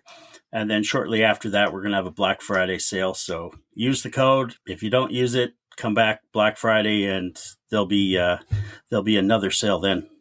Well, that's fantastic. That's fantastic. Expect an order, because I've looked at your website, and again, I will not build a kit unless there's a mask available for it. So yeah, well, I mean, if you have requests, just send me a list. I might have some of the stuff in my stash, so you don't have to send anything, hopefully. Well, and in addition, like I said, if there are any of those Falcon sets that you don't have that you need, let me know, because I would be more than thrilled to provide the ones that I've got. Okay, well, that sounds excellent. I think I have about 30 boxes so far. So, yeah, I'm on my way. That'll keep me busy for a couple of years at least. We'll keep you going. Yeah, oh yeah, it's going to be busy. Going to have to stop working on forklifts soon. Kevin, we thank you for joining us on Plastic Model Mojo. Thanks for having me. I appreciate it. Wish you all the success getting out from under the burden of the onslaught of orders from just Ian talking about it on that one episode, and then hopefully don't drown you with this one. But wish you all the success. Oh, that's okay. Yeah, I don't mind at all. I actually find making the mask a little bit relaxing. So there you go. It's almost as good as modeling. Well, that's a good attitude. Yeah. to keep it going. Thanks again. We appreciate it. All right. Thank you again. Well, Kevin and Kit Masx sound like they're pretty stinking busy, Dave. Yes, he does. Sounds like it's taken over his life, but he's doing the Lord's work, man. He's providing, filling holes, and again, making it possible for modelers to build a model that they otherwise wouldn't because there's no mask available. So I got to ask. Yeah. Crappy kit, but now you got a mask. Still no build? Okay. Yes and no. Yeah, because there's some only game in towns in there. That's what I was going to say. If it is the only game in town and I really want to have it, an example of this, the Matchbox HE115, which is a kit that I know dates back into the 70s. And sucks. Let's put it this way. It's challenging. If you want to do an HE115, that's pretty much your only choice. If that's on my bucket list and that's a thing that I've got to have in my case, yeah, those kit masks may be the thing that pushes me over the edge. I mean, it's molded in 3 colors. Why you don't even have to paint it? Okay, thank you.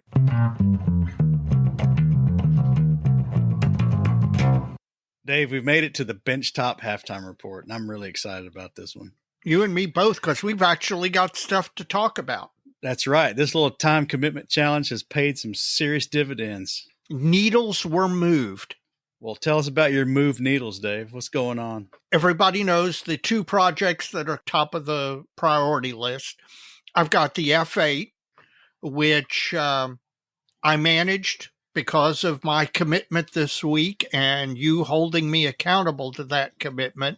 That's right. I managed to get the fuselage completely painted, some masking and detail painting done to the point where there's gloss coat to go on it, and decals are going on. And the decals are already on the wings, and once that's done, then it's a glide path to the finish line. So that's one of those ones. There wasn't really a lot to do. It was more a mental block where I found reasons to do something else. Part of the commitment was actual modeling, not just sitting at your bench staring at something. And that moved forward. The other one is the LCV or the LCM3 that I'm building for the Septemberist group build for Madison. This has turned out to be a really, really fun build. I did not expect to enjoy it. You need to decline the next group build opportunity because yes, I do. It's not going to measure up. Yeah, you're probably right. It isn't. But this one's been good. Again, I was slow walking because of the fact that there were basically some photo etch that I had to do. This kit, I've probably done more photo etch on this kit than I have in any kit in, I'd bet, the last 5-7 years. And I was kind of hesitant to it, again, because I think those skills were either non-existent or they had atrophied, but or they weren't fun to learn. Or they weren't fun to learn or relearn. But it caused me to have to go ahead again because I had made a commitment that I had to move it forward. I had to model, and since those were the next steps, I couldn't put them off anymore. So the LCM is basically done. I've got to, as far as construction goes, I've got to add, there are a couple of little weld beads that I want to restore / extend. Once I've done that, it's primer, paint, and then weathering, which I'm really looking forward to on this model because these things weathered. They got weathered and banged up and all, and I've got some really great reference photos. So I'm looking forward to taking the opportunity to play with the weathering and experiment. And again, it's on something that is outside of my comfort zone, outside of my box. So in experimenting on it, whatever happens, happens. And there's a certain freedom to that. So that's where I am. I made significant progress on both the F8 and the LCM. And I suspect that this week is going to be more of that. I will post photos on the dojo. And while I doubt either one of them is going to be completely finished in the next 7 days, they're going to be significantly closer than they have been for the last probably couple of months. So what's your bench been doing, as if I didn't know? Killing it, man. I know you've been worked out well. So I've got 3 projects on the bench, and I've moved the needle on all of them, which that in itself is unheard of. Yes. I'm pretty much a serial builder in my past. So this parallel build stuff, I don't know. It's not as scary as it used to be. Well, it has its pros and cons. But, I'm doing it. I used to not do it. I never did it. Yep.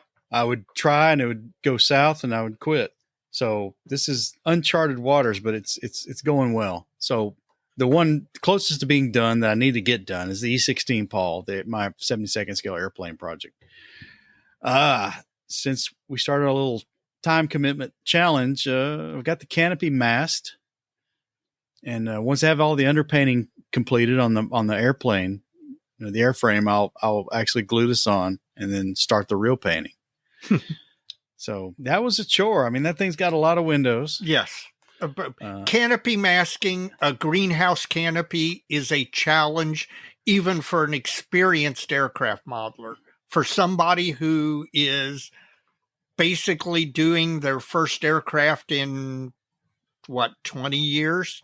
Yeah, I probably painted the last canopy by hand Yeah.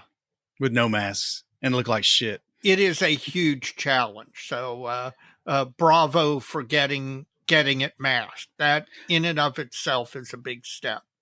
So as of this recording session, I've got the rear section. So to give a little context, the most of the canopy is the armored windscreen and, Right. and the rest of the windscreen, and the pilot's covered canopy and the fixed midsection, and then the retractable parts of the gunner radio operator's canopy pushed forward toward the pilot. That section is one piece. Yeah.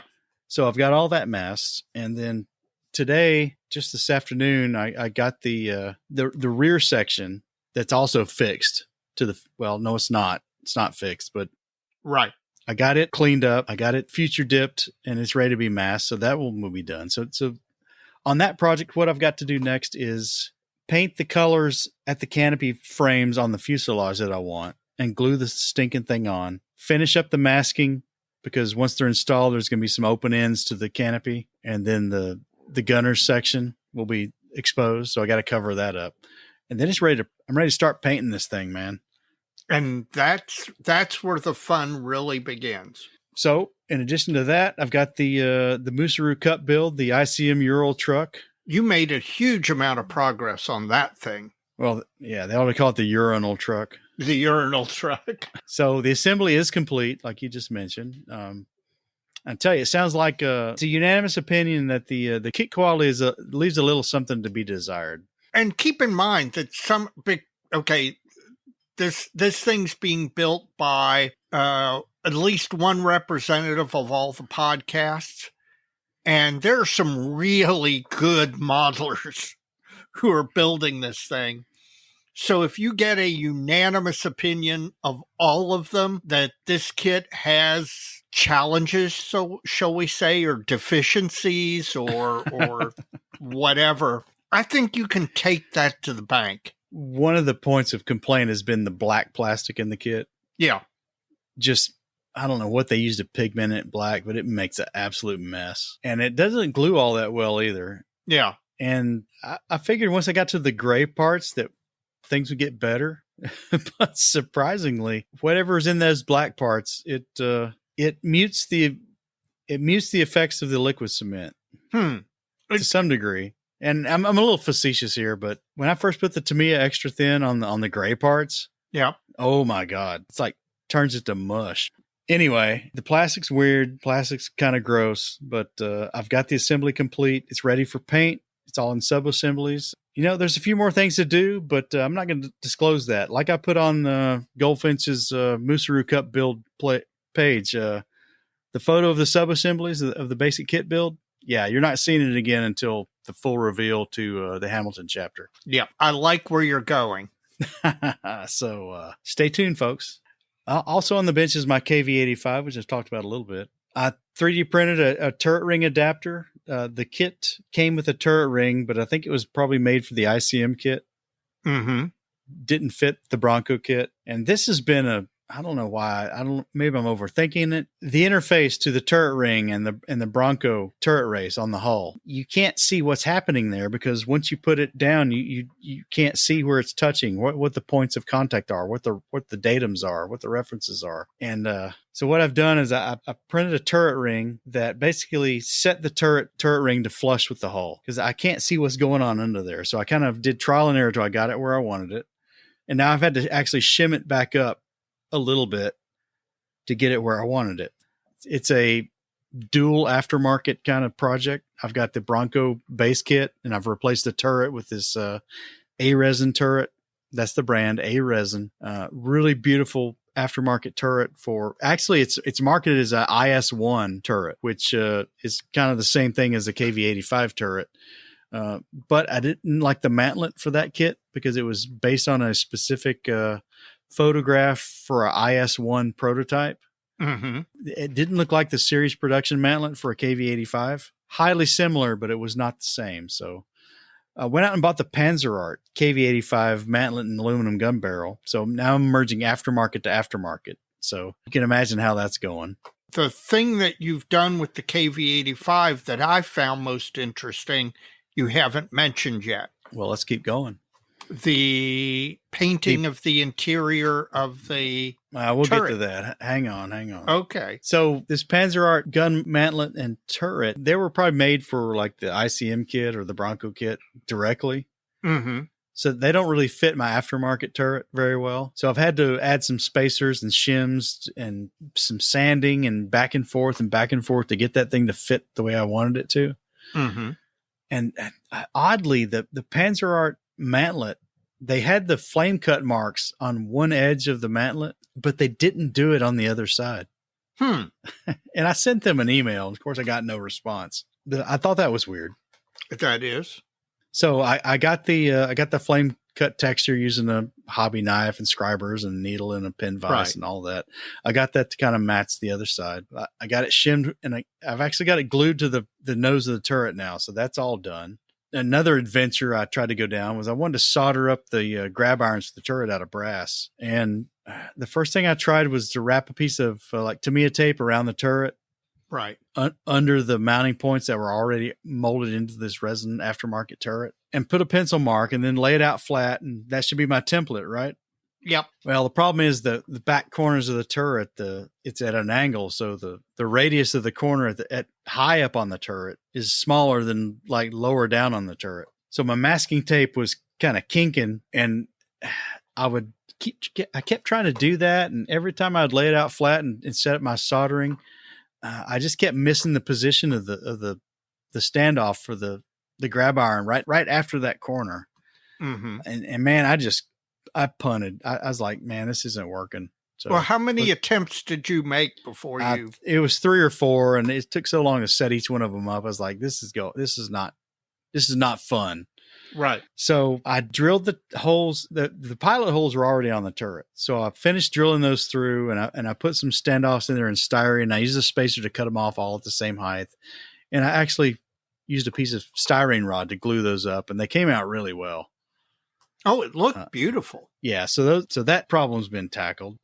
So far after that, it's been just populating the turret details. And like you said, I've painted the turret interior. I've painted it twice now. I'm using it's called Black 2.0, and it's been superseded by Black 3.0 or 4.0 or something at this point. But it's an acrylic paint, these super black paints. Yeah.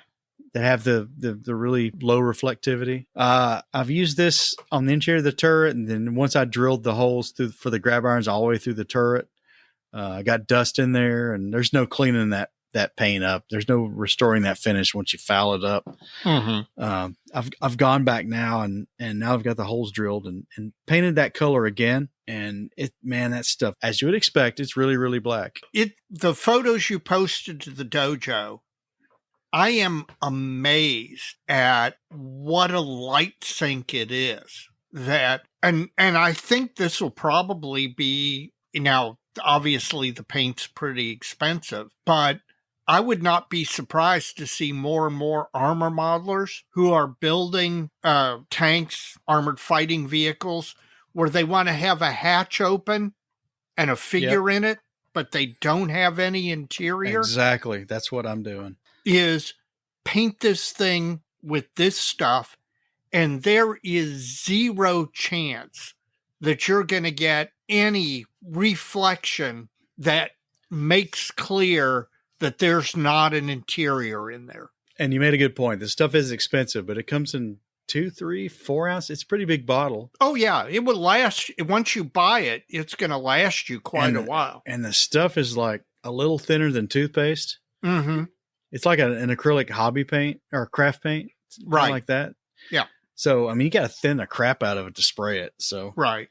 A little bit would go a long way. I think you could amortize a bottle of this out over 3 or 4 people and come out okay. Yeah. It's interesting.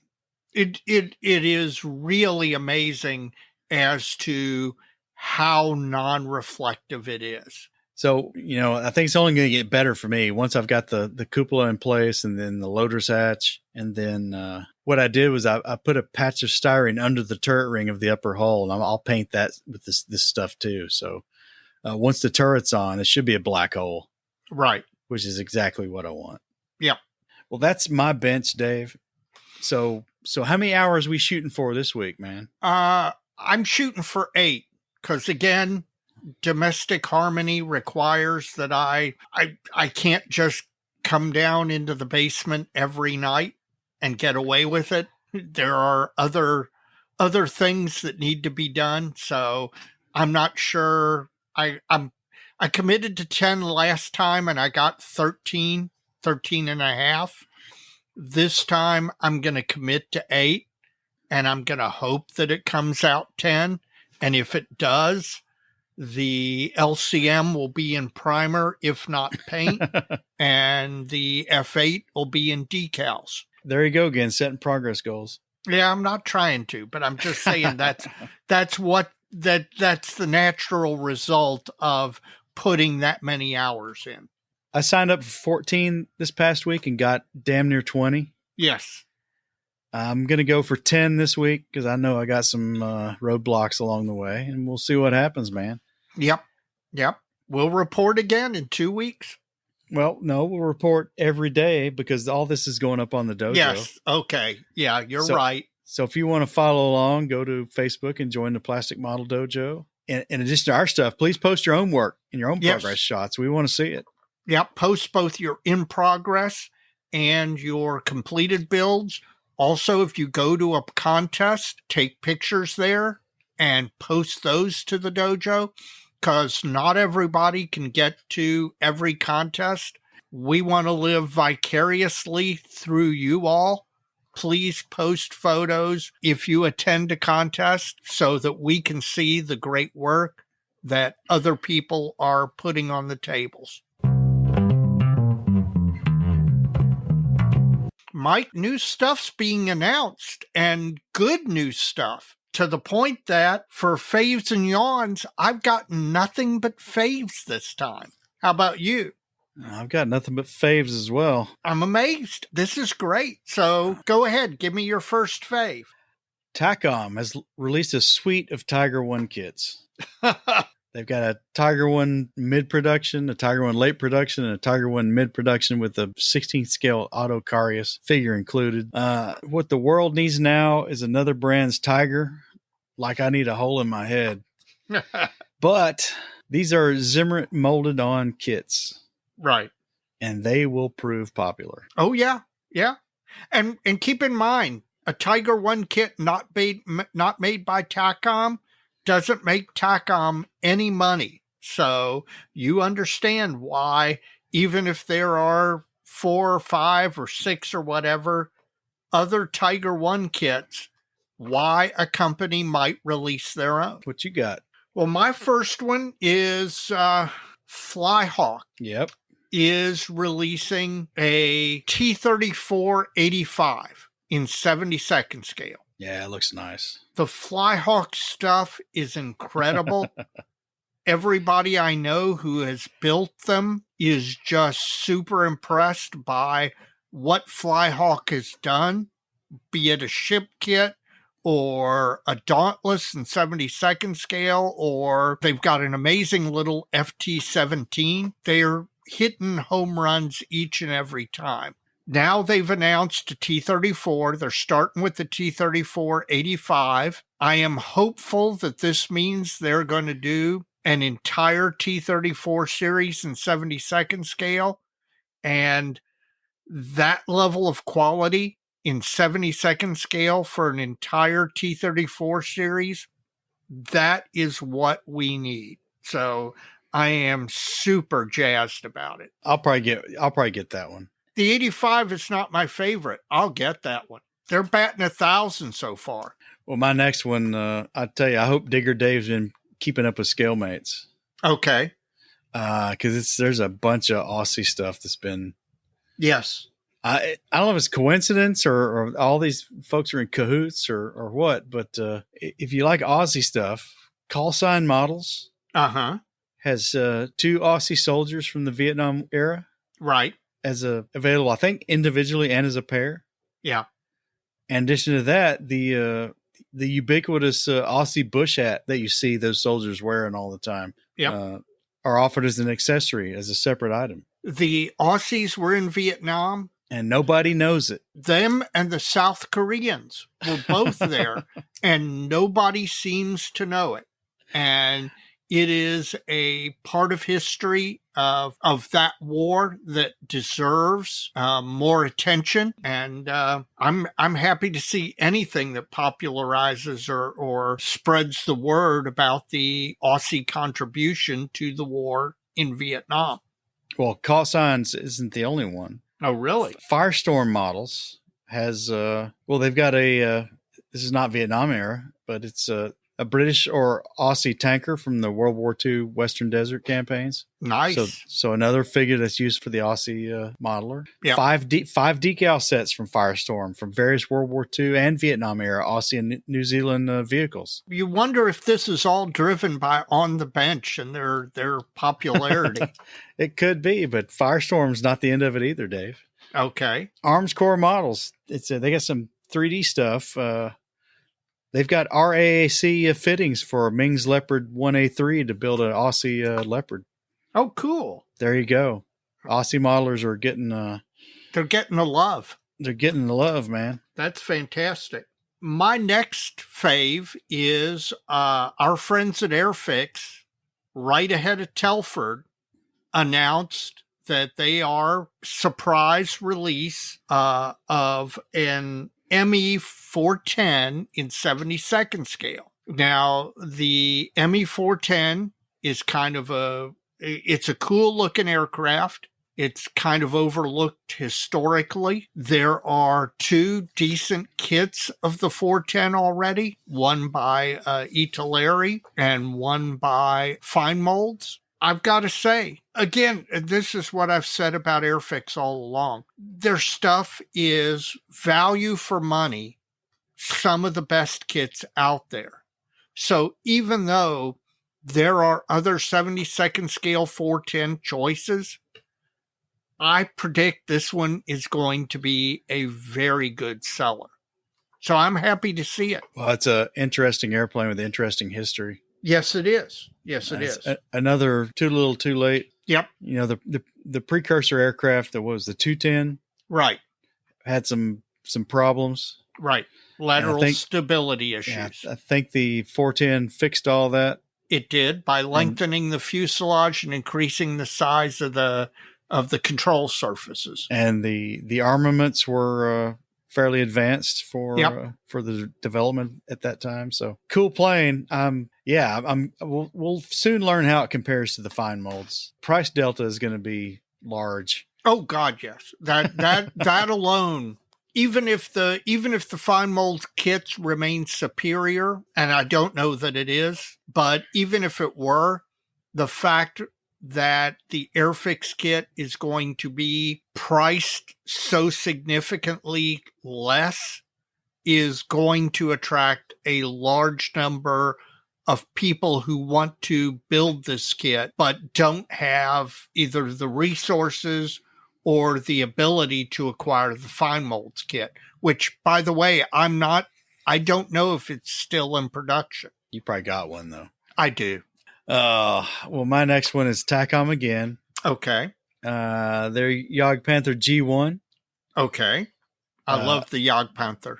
This is the early one. Right. With the kind of round collar on the gun mantlet. This one's got the Zimmerit on it already. Oh, really? Again, this is another example of the manufacturer taking care of something that the average modeler probably is a little intimidated to tackle. Sure. If you want to build one, with Zimmerit. Having it molded on is obviously an advantage.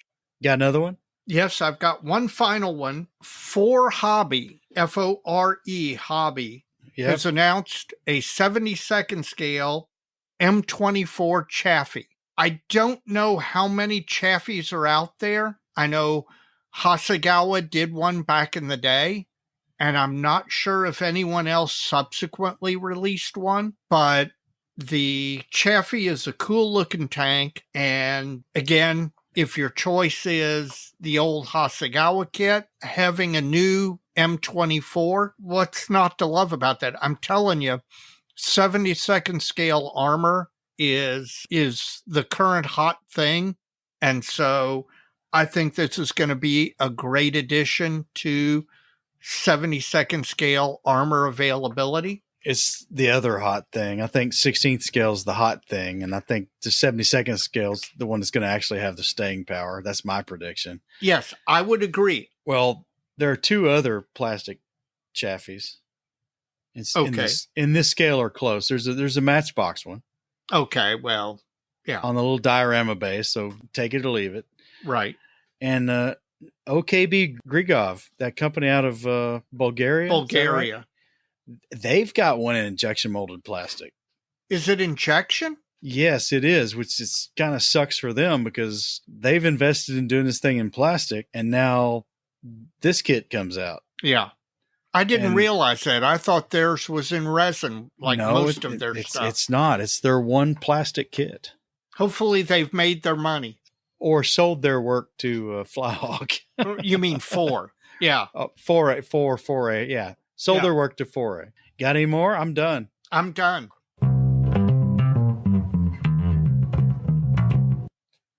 Mike, we're at the end of the episode. I'm assuming that you and I have both reached the end of our modeling fluid. I can report that Apocalypse Brew Works Atomic Amber, really good. Very drinkable. 5.4% alcohol by volume, so it's relatively light. Yeah, I would drink this again in a heartbeat. And, next time I pass by, assuming that you can pick up a 6-pack directly from the brewery, I may stop and do that. This Old Forester 1920. I know that's good. Yeah, it's good, but it's not 5 point whatever. Like, oh God, no. I think it's 115 proof. Yes, it is. It's 115 proof, which means that you need to drink it very carefully. Once you get past the heat of the 115, it's really got a lot of flavor. Keep in mind, you and I took that to, was it Vegas or Omaha? Yeah, it was Vegas. Okay. You're right. There's some heat there because of the ABV, but I don't think that heat is that noticeable. I think in your first pour, it kind of is, but I don't think you have to get through the whole drink to get past it. And once you do, it pops. This one pops with flavor. It's really, really good. It really does. It's just a little hot on the front end. Congratulations. Definitely a good choice for celebrating a milestone achievement in your career.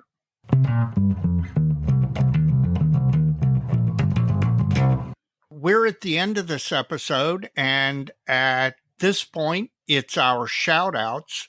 Mike, do you have any shout-outs? As usual, I want to shout out all the folks who've made Plastic Model Mojo possible through their financial contributions and their generosity. If you'd like to join those folks, if you'd like to make a recurring contribution, you can do so through Patreon, www.patreon.com/plasticmodelmojo. There you can make a pledge from $1 on up, and Patreon will handle that monthly billing for you. If you'd like to make a one-time contribution or manage your own recurring contribution, you can do so with PayPal. And if you go to www.plasticmodelmojo.com, in the upper right-hand corner of our webpage is a heart icon. And that icon will take you directly to our PayPal link, and there you can do whatever you want. And whatever you do is greatly appreciated. Yes.